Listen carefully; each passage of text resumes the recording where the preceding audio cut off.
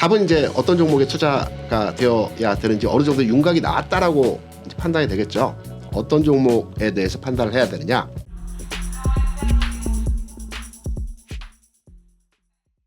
이민수의 경제토크 오늘은 KR리서치 김대준 대표님과 투자의 아이디어를 찾습니다.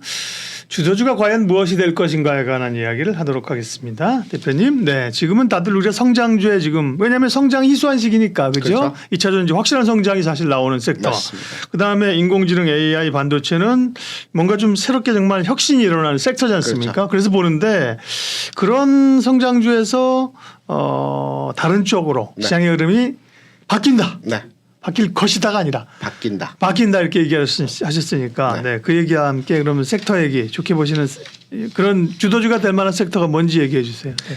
섹터를 말씀드리기 전에 주변 환경을 한번 설명을 드리겠습니다. 네. 최근에 뉴스들을 많이 접하면서 주요하게 이 뉴스라고 하는 몇 가지의 뉴스들이 있습니다. 이 뉴스들을 한번 정리해서 여러분께 설명을 드리면 네. 가치주, 실적 장세 왜 이 시장으로 갈 수밖에 없는지에 대한 귀결의 내용으로 설명을 해석을 할 수 있는 부분이 있다라고 말씀을 드립니다. 최근에 나온 내용의 그 기사를 한번 우리가 같이 보시면서 한번 예. 말씀을 드리겠습니다.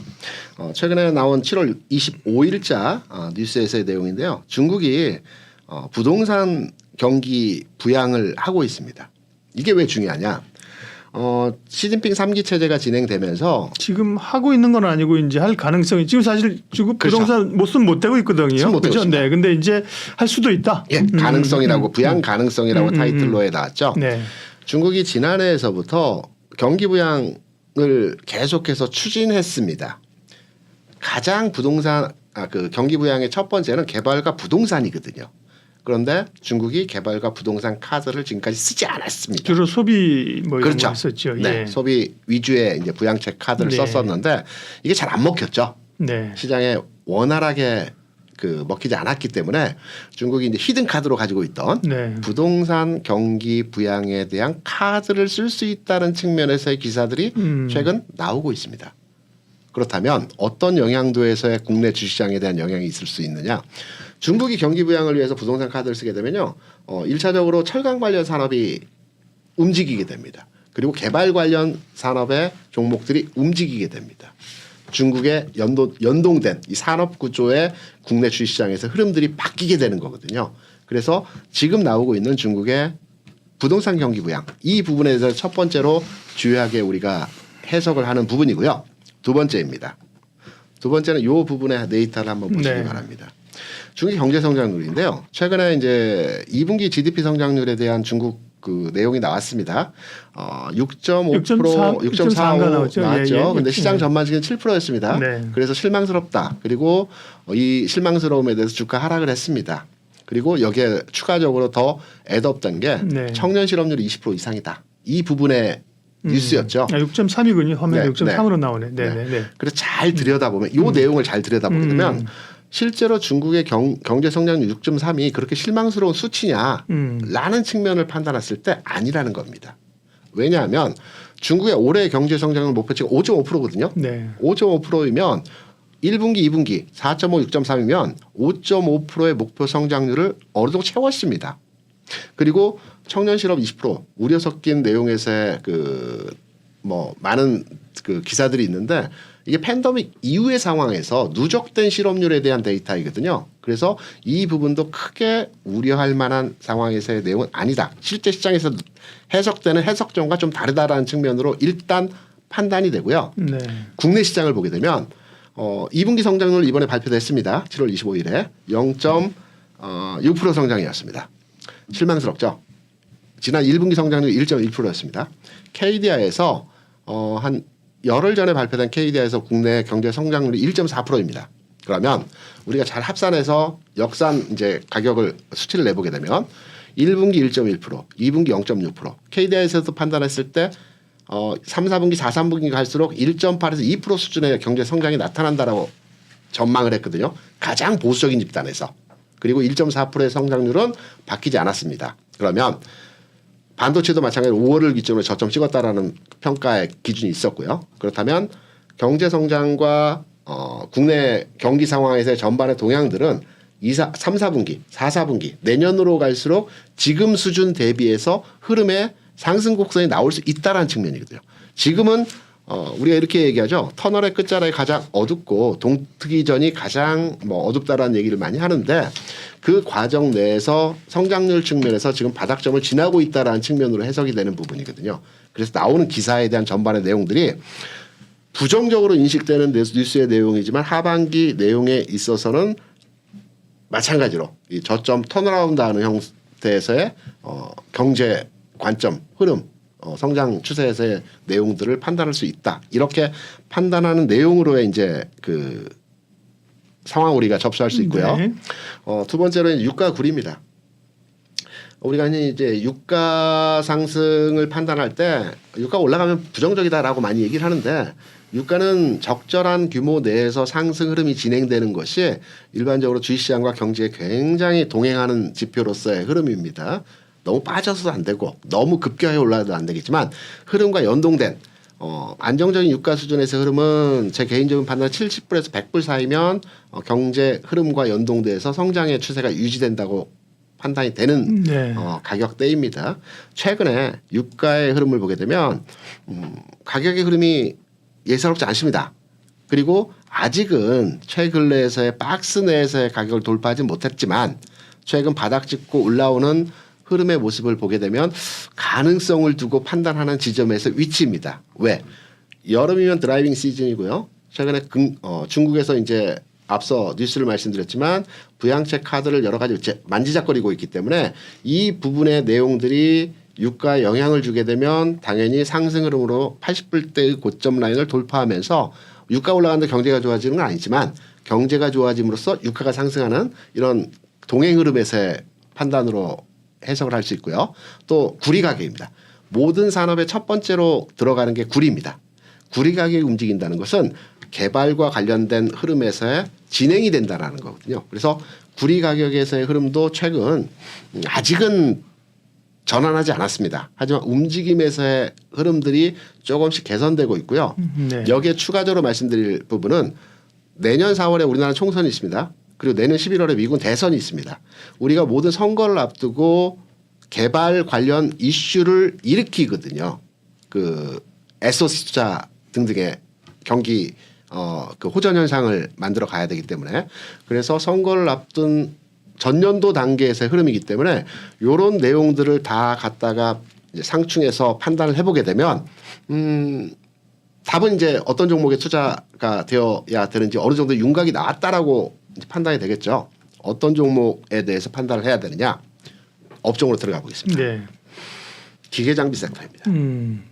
기계장비 섹터라고 하면 어떤 종목인지 잘 모르겠다라고 말씀하실 수는 있는데 제가 종목에 대한 부분도 말씀을 드리겠습니다. 네. 뭐 인프라 굴삭기 뭐 이런 거죠, 뭐 아닌가요? 그 외에도 많은 종목들이 그 있습니다. 뭐 변압기 요즘은 뭐 전력 이런 것도 조선주도 포함되고요. 네. 기계장비 업종에 KLX 기계장비 업종에 포함되는 그렇죠. 네네네. 기계장비 섹터이고요. 이 기계장비 섹터의 흐름을 보게 되면 지난 8년 동안 움직임 자체가 거의 없었다라고 볼 수 있습니다. 조선이 여기 들어간다고요? 따로 네. 분류 안 되고요? 네, KLX 기계장비에? 예, 조선도 들어갑니다. 예. 지난 8년 동안 주가의 움직임 자체가 그다지 움직임이 정체된 흐름에서 진행이었습니다. 그리고 최근에 8년의 횡보 국면을 돌파하는 상황에서의 움직임이 나타났죠. 제가 앞서 말씀드린 대로 실적 장세 가치주를 말씀드렸는데 시장의 패러다임이 바뀌는 과정에서 투자자들은 이렇게 판단할 겁니다. 지금은 일부 이제 성장 섹터의 종목들이 강한 현상에서의 모습이 나타나고 있지만 사람들은 이제는 유동성이라고 하는 것이 무한정으로 공급될 수 없기 때문에 시장에서 돈을 벌고 있고 안정적으로 매출이 일어나고 있는 회사에 대해서 투자를 해야 되겠다라는 투자 관점에서의 변화가 진행될 수 있거든요. 진행되고 있거든요. 이런 맥락에서 최근 바닥점에서 기계장비 섹터에서의 흐름들이 전반의 상황에서 좋아지는 국면에서의 모습들이 나타나고 있고요. 이러한 그 기계장비 섹터의 종목들이 과연 무슨 종목, 어떤 종목, 어떤 패턴의 모습들이 있느냐. 이게 이제 기계장비 구성 종목입니다. 네. KLX 기계장비 구성을 하고 있는 종목들인데요. 지금 글 자체가 약간 깨져 보이는 게 제가 이게 지난 6월 16일에 이제 자료 준비를 했고 다시 그 자료를 다시 캡처를 하는 과정에서 이제 그 화면이 약간 깨끗하게 보이지는 않는데요.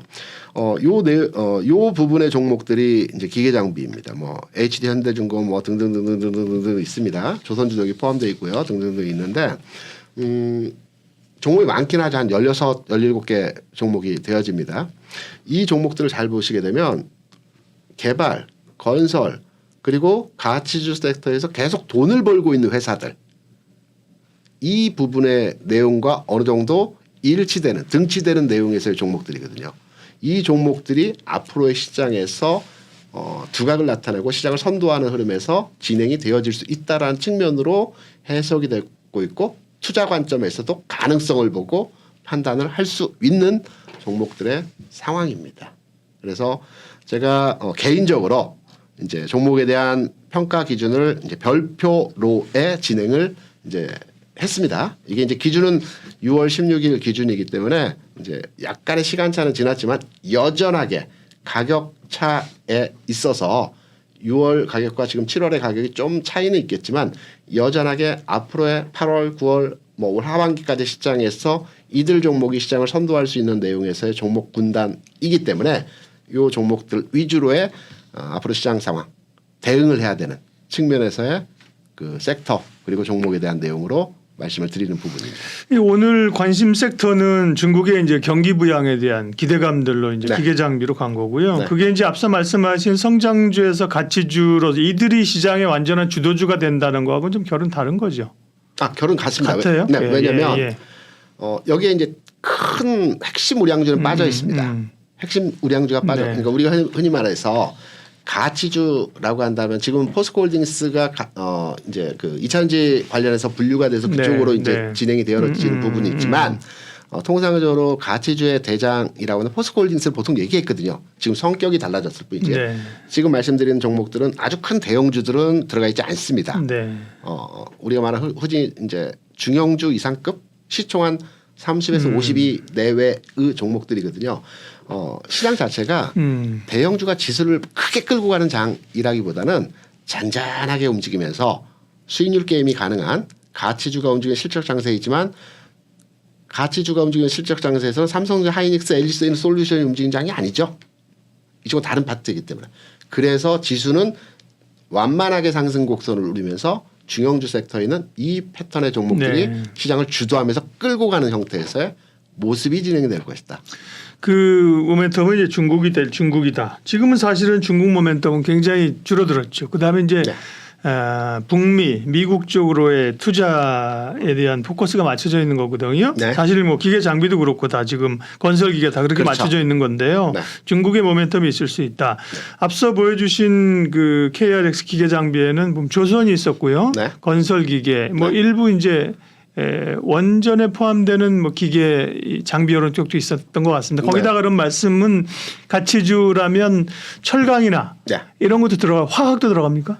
화학은 가치주 아닙니까? 전통적인 네. 가치주를 얘기할 때는 네. 석유화학, 철강, 조선 그리고 유통 이게 전통적인 가치주 섹터에서의 우리가 알고 있는 가치주 섹터이거든요. 네. 그런데 제가 말씀드렸던 가치주 흐름에서 기계 장비 섹터로 국한해서 말씀드린 것은 중국 관련 이슈라든가 또 경기 부양, 네. 그다음에 개발 관련 이슈로에 부합된 내용으로 판단을 드려서 이 섹터를 말씀드린 거고요. 가치 섹터 내에서 말씀드린 유통 같은 경우는 백화점 업체들은 굉장히 지금 소외됐죠. 그리고 석유화 업종 같은 경우의 흐름도 굉장히 소외된 국면에서 흐름입니다. 네. 그리고 철강 같은 경우에도 포스코를 제외한 현대철 같은 경우는 주가 상황에서 굉장히 소외된 상태에서 흐름들이거든요. 이들 종목들도 움직임의 흐름이 진행은 되겠으나 탄력의 측면에서는 말씀드렸던 기계장비 업종에 네. 보다는 좀 떨어질 수 있다. 동반 흐름이 나타나겠지만 그러한 관점으로의 해석을 하는 내용으로 지금 판단하고 있습니다. 네. 그러면 아까 보여주신 표 한 번만 더 보여주시고요. 네네. 그 가운데서 조금만 압축을 해보죠. 이제 네. 그 기계 장비 업종에 분류된 기업들 리스트를 쭉 보여주셨는데 아까 몇 개요? 한 15개 됩니까? 한 16개 정도 되는 네, 뭐 거고요. 16개를 사실은 드리면 관심 종목군에 넣을 수는 있지만 그죠? 하나만 드리겠습니다. 하나는 좀 약한데 한 3개만 얘기해 줘요. 하나는 너무 좀 네. 약해. 제가 최선호 종목으로 이제 판단하고 있는 현대건설기계입니다. 네. 실적 부분도 그렇고요. HD 현대건설기계. 그렇습니다. 네. 최선호 종목으로 이제 판단해서 네. 이 종목을 흔히 말하는 탑픽으로 네. 저는 생각을 하고 있고요. 이 종목 외에 효성중공업도 흐름의 모습에서 두 번째 탑픽으로 생각을 하고 있습니다. 네. 물론 제가 별표 하나를 드리긴 했지만 LS 같은 경우는 7월 25일장에서 상한가를 기록했죠. 네. 놀랬습니다. 최근 내에서 한 2년 전에 LG전자가 상한가 치는 거 보고 놀랬고요. 예. 그리고 포스코홀딩스가 10% 이상 올라가는 거 보고 놀랬고요. LS가 그 무거운 LS가 상한가를 기록하는 거 보고 또 놀랬습니다. 예. 그렇지만 LS보다는 제가 이제 그 현대건설기계 그다음에 효성중공을 말씀드렸고요. 그리고 조선주 한 종목으로 한국조선해양 이 세 종목으로 압축을 해서 1, 2, 3번 정도로의 흐름으로 대략 다음 흐름을 판단할 때 이렇게 한번 구성을 한번 해보는 것도 괜찮겠다라는 측면으로 세 종목 관심 종목을 한번 뽑았습니다. HD 현대건설기계 그다음에 효성중공업, 한국조선해양 이렇게. 네. 근데 지금 말씀하신 뭐 현대건설기계나 효성중공업 같은 경우는 지금은 사실 중국 모멘텀을 차치하고라도 그렇죠. 북미 쪽에서의 인프라 교체 이런 걸로 이제 올라온 거거든요. 이제 거기에 중국 모멘텀에 추가적으로 붙을 수 있다면 또 한 단계 업그레이드가 될 수 있는 거겠죠. 그렇죠. 네. HD 현대건설기계 HD를 붙여놔가지고 힘들어. 그렇죠. 효성중공업. 네. 그다음에 조선주 가운데서는 한국조선해양을 관심주로 말씀을 해주셨습니다. 시장의 이제 패러다임이 좀 바뀐다. 네. 그래서 성장주만 쳐다보는 장세에서 또 이제 가치주로의 이제 변환이 있을 수 있다. 그 얘기를 해주셨습니다. 관심 종목까지 세 종목 제시를 해주셨어요. 김대준 대표님 함께했습니다. 고맙습니다. 네.